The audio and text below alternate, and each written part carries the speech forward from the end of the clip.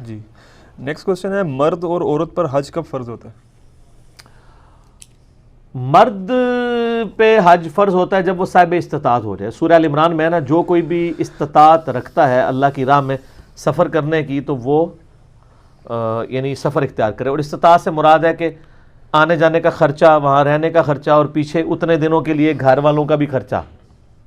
اور اس میں آپ ادھار اٹھا کے بھی حج کر سکتے ہیں اگر آپ کو یہ یقین ہو کہ آپ ادھار اتار لیں گے.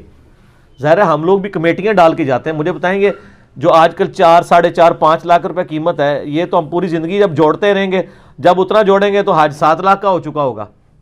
ٹھیک ہے، تو پھر ظاہر لوگ کیا کرتے ہیں، کمیٹیاں ڈالتے ہیں. اور کمیٹیاں ادھاری تو ہوتا ہے نا، آپ شروع کی کمیٹیاں اٹھا لیتے ہیں، بعد میں آ کے ادھار آپ اتارتے رہتے ہیں.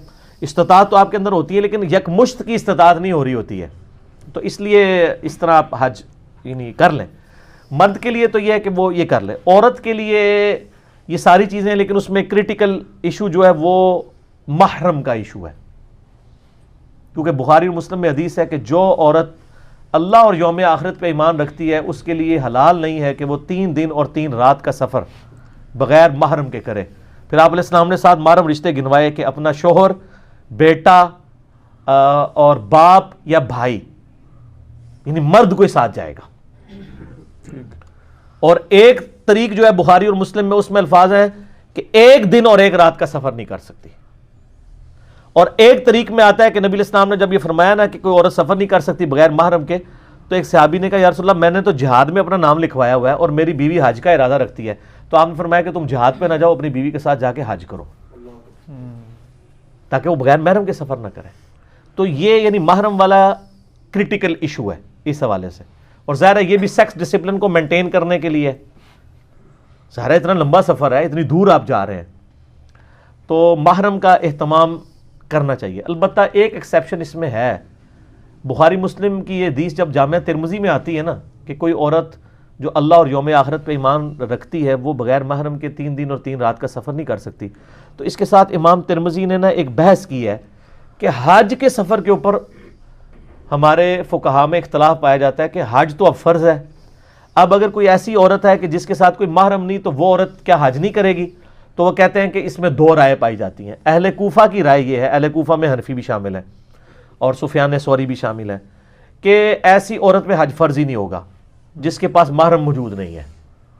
کیونکہ محرم تو شرط تھی تو وہ اس پہ حج فرض ہی نہیں ہوگا جب تک محرم نہ ہو. جبکہ امام شافعی اور امام مالک، احمد بن حنبل، ان کا موقف یہ ہے کہ ایسی عورت جو ہے وہ اگر 2 شرائط پائی جاتی ہوں کہ حالت امن ہو نمبر 1، اور نمبر 2 قافلے کی شکل ہو، یعنی وہ انڈیویجولی کسی غیر محرم مرد کے ساتھ نہ ہو، ایک قافلہ ہو، ایک کوئی میاں بیوی جا رہے ہیں، 2-4 خاوند ہیں اور ان کے ساتھ کسی کی بیوی ہے، کسی کی بہن ہے، اس میں بھی یہ بھی ایک بڑھیا اٹیچ ہو جاتی ہے.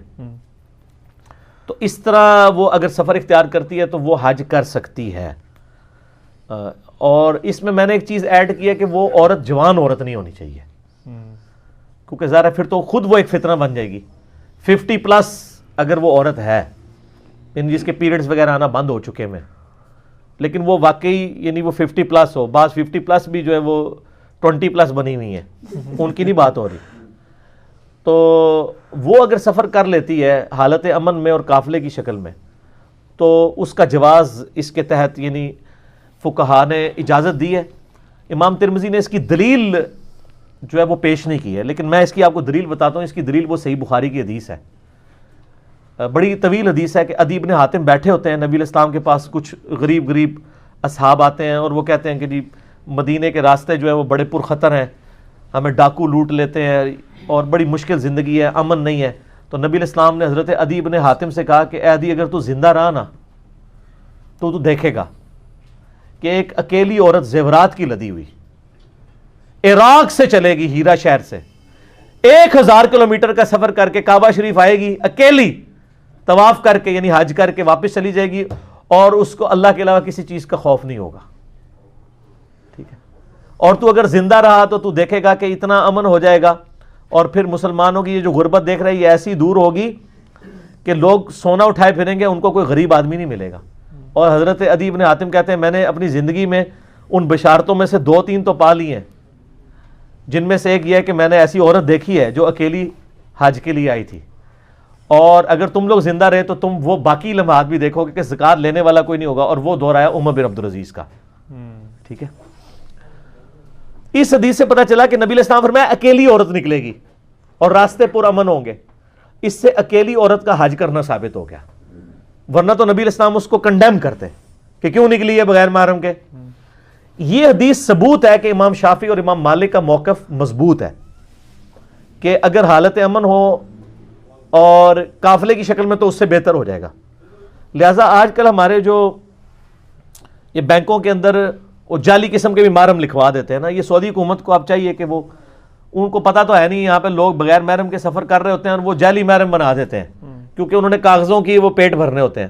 تو سعودی حکومت خود تھوڑے سے ٹالرنس دکھائے نا کہ وہ یہ کہہ دیں کہ جو 50+ ہیں اور قافلے کی شکل میں آ رہے ہیں اس میں کوئی جاننے والا ہے تو ان کو محرم کی ضرورت نہیں ہے، بجائے کہ بینک والوں کو جھوٹ لکھنا پڑے. وہ جھوٹ ہی لکھ رہے ہیں نا، اور ان کی مجبوری یہ ہے کہ یہ ان کو ایز اے لاسٹ ریزارٹ کرنا پڑتا ہے، جو یعنی ایک جس کو کہتے ہیں نا قرآن پاک میں آیا نا کہ جب زندگی موت کی کشمکش بن جاتی ہے تو حرام بھی آپ کھا سکتے ہیں، تقیہ بھی کر سکتے ہیں، اور کلمہ کفر بھی بک سکتے ہیں دل میں ایمان رکھتے ہوئے. یہ ساری چیزیں سورۃ النحل سورہ آل عمران میں آئی ہیں، وہ ایک معاملہ الگ ہے. تو سعودی حکومت تھوڑی ٹالرنس دکھائے تاکہ ان امتحانوں سے ہمیں نہ گزرنا پڑے. ٹھیک ہو گیا؟ تو یہ یعنی عورت یعنی پھر محرم کے ساتھ سفر کرے وہ تو بہتر ہے، لیکن بغیر محرم کے سفر اگر کرتی ہے تو قافلے کی فارم میں اور جو ہے وہ امن کی حالت میں ہو، اور ہماری یہ حالتیں امن ہی کی حالتیں چل رہی ہوتی ہیں. ٹھیک ہو گیا جی؟